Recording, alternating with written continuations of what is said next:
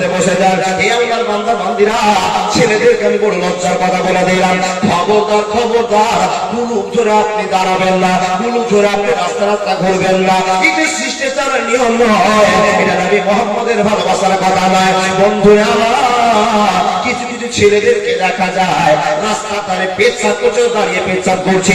যদি 5 হাত দূর থেকে তাকা যায় তার লিঙ্গ দেখা যাবে, 5 হাত বাম দিক থেকে দেখা যায় তার লিঙ্গকে প্রকাশ করা যাবে।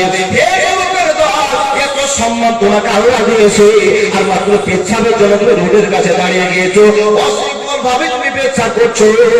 এটা শিষ্টাচার মধ্যে পড়ে না।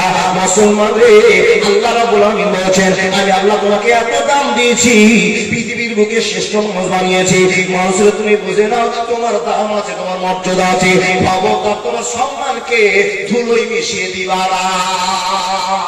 কিন্তু আরেকটা কথা বলবো, লা ইয়াস্তাহিল